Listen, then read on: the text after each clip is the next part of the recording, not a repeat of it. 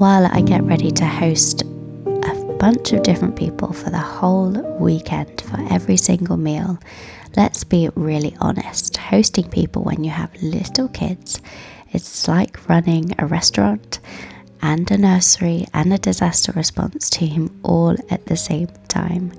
The second you start cleaning, someone spills something sticky, or you're cooking and suddenly a tiny voice says, "I'm hungry," and then there's the actual meal. Trying to serve food while also keeping a toddler from launching mashed potatoes across the room and babies from crying. Yep, we've been there. And for a while I thought maybe I should just stop hosting. I feel like I just didn't have the capacity. But here's what changed everything. See, hosting isn't about having that perfect Pinterest home. It's about creating a welcoming atmosphere. And once I figured that out, everything got so much easier. So today I'm going to give you my best stress-free hosting hacks, things that let you open your home without losing your mind. Because let's be real, we do want to be hospitable. We want to build friendships and serve others and create a space where people feel at home. But we also don't want to spend the whole day or days prior exhausted, stressed and snapping at our family even 5 minutes before the guests arrive. So if you ever thought, I want to have people over but I just don't have the energy, then this is for you.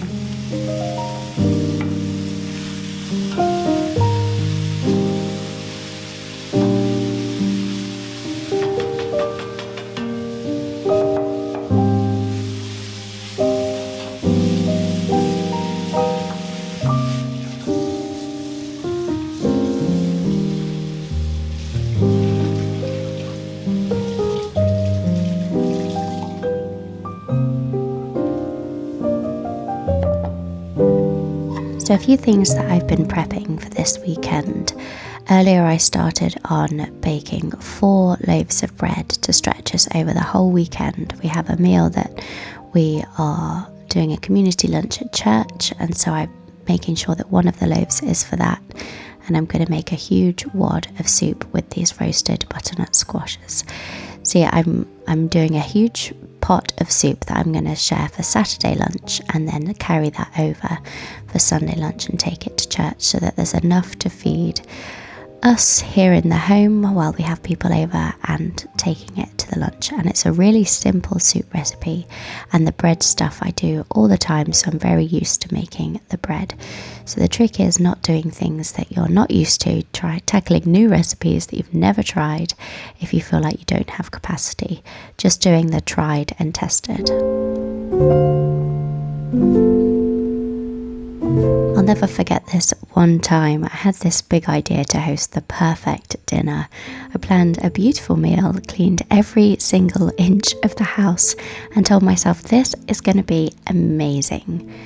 Except about an hour before people arrived, I was just sweating in the kitchen. The kids were running around like maniacs, and I was getting snippy at everyone. My husband was like, "Hey, do you need any help?" And instead of saying yes like a sane person, I snapped and said, "No, I've got it."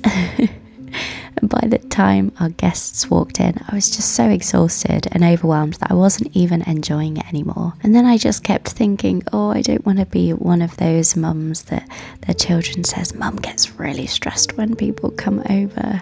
And I just kept thinking about that, and it kind of hit me hard, because isn't the whole point of hospitality to make people feel welcome? And yet here I was making my own family feel like hosting was a burden. And that night I realised I was doing it all wrong. So I started to implement some changes. Here I'm making sure not to waste the butternut squash skins. I usually actually just throw them away, but I'm going to try today putting them in a freezer bag and putting them in the freezer and maybe adding it to some broth, seeing how that goes, or making it into something, I don't know, a little bit more creative. But I'm going to try and save the scraps and see what I can use later on. Now this butternut squash has been prepped, and I'm going to keep it in the fridge for overnight, and I'm going to use it tomorrow in making my huge pot of soup. The good thing about it is that I've already cooked it. I've done almost the hardest bit, and that's already prepped and ready, so I can throw it into a pot of soup with some stock and vegetables and we'll be good to go. Okay, so here we're going to move on to my tips for stress-free hosting. And number one is to get your children involved without regretting it, actually. We all know that letting kids help can sometimes mean double the work, especially if they're so little. But if you give them strategic jobs, it actually makes hosting easier. For example, my children get 2 tasks, one simple like setting the table or folding napkins, and one important like greeting their guests, and they feel important and not like an interruption. Another thing I really like to do is get them to spray down the fridge with some vinegar water solution spray and just continuously wipe it down, and they absolutely love doing that and will do that for such a long time. And all I have to do is give it a quick wipe after with a tea towel or kitchen roll just to remove those smudgy stains.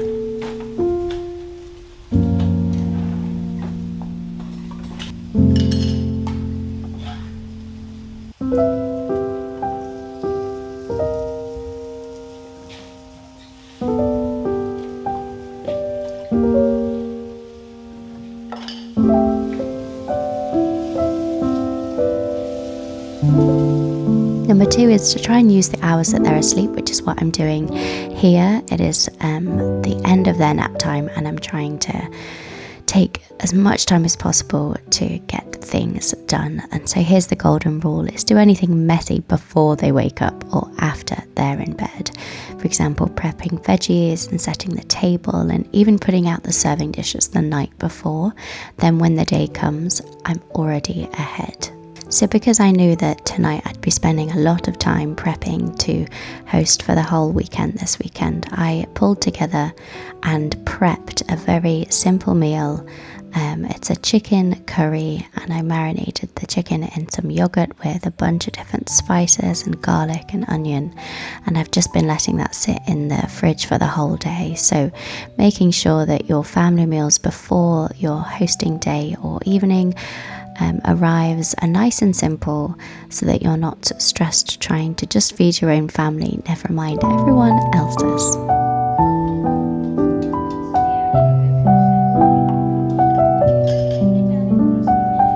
Having little ones at home can make the idea of hosting feel quite overwhelming sometimes. You know, there are toys around and someone always needs something, and getting a meal on the table can feel like a win all on its own. But hospitality isn't about perfection. It's not about having a spotless house or a gourmet meal or everything running smoothly. It's about welcoming people in as you are and with what you have. And if you wait for things to be perfect, you may never actually start. But if you do choose to invite others in, mess and all, you'll feel like you're building a home that's not only full of life, but also full of love.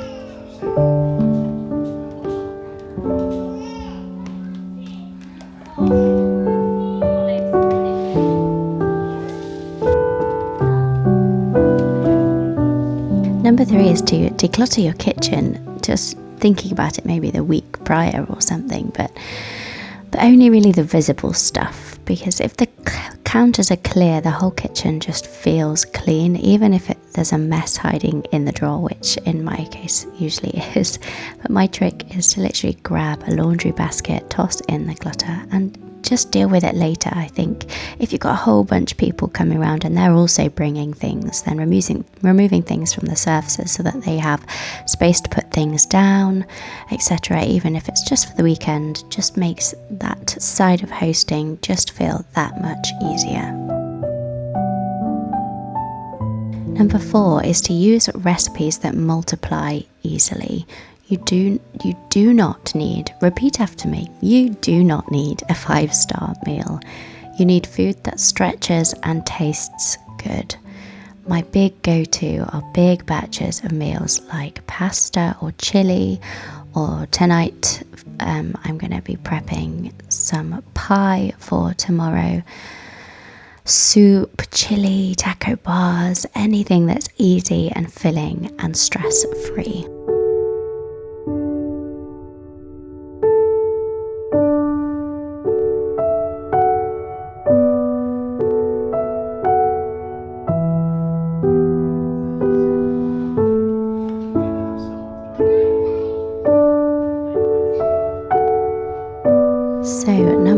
5 is plan, but let go of perfection. Plan as much as you can, but just relieve yourself of any burdens. And here's the secret, that people coming over do not care about your dust bunnies. And even if they do, they may glance at it, process that it's a dust bunny, and move on. It's really no big deal. So do not worry about it. And also make a checklist and do what matters and let go of the rest. Honestly, just trying to take care of my own family fills up just my whole entire day. So I try and make a checklist and set it in order of priority. Do what matters, make the bed for the guests that are staying over, add some flowers, the important things that make people feel comfortable, and then I just let go of the rest. I don't need to scrub down the bathtub, for example, or my children's corner of their bedroom.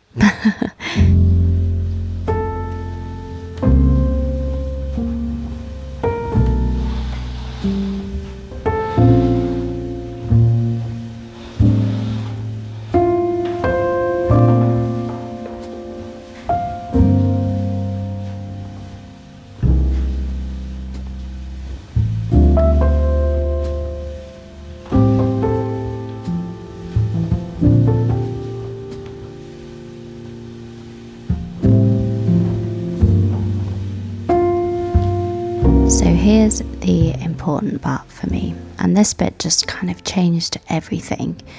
I realised that the atmosphere of my home is way more important than how clean it is or how fancy the food is. I used to be the host who was frantically scrubbing the floors minutes before people arrived, and I'd just snap at my husband like, why? We cannot have people in a house that looks like this. But then I started paying attention. The homes I loved visiting, they weren't perfect, they were relaxed. And I've been to houses where the toys are everywhere, kids running wild, and food served on paper plates, and yet I loved being there. Why? Because the hosts were peaceful. It was a happy environment. We were laughing. We were having a lovely time. The worst thing you can do is be so stressed about hosting that you make everyone, including your own family, feel just miserable.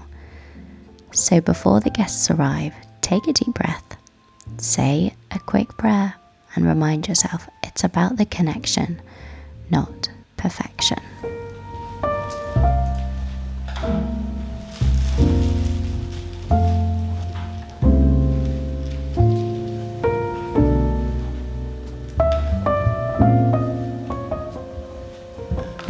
Okay, now you might be thinking, okay, this sounds great if everything goes smoothly, but what if things still go wrong? What if my kids start melting down, or I burn the food, or I just feel overwhelmed anyway? Okay, let me tell you something, they will go wrong. At least sometimes anyway, and that's actually okay. Even this week, I made a really strange meal. It was a simple meal if we had someone coming round, and I made salmon and rice and vegetables, but the vegetables were really kind of soppy, and you know when they just go a bit mushy. And the rice was sort of flavourless, and the salmon was a bit burnt, and I just, you know what, it doesn't matter. It was edible, so we did eat it, but had I completely forgotten to put it all together in the first place, and the house is a disaster, like a real disaster, you know what you can do? You can order pizza. And you know what? We still had a lovely time despite our slightly strange food, and you'll still have a lovely time if you just order pizza, because people don't come for perfection, they come for connection. And if your children are melting down, step away for a minute and comfort them. Just take that one extra minute to be with them, get what they need, and relax. And if the food burns, please laugh it off and find a backup. If you feel overwhelmed, just breathe and pray, open your hands and say, Lord, enlarge my heart for this. Remind yourself your home doesn't have to be a 5-star resort. It's a place of love and of light, and that is what people will remember. Besides, if everything went perfectly, what stories would you tell later?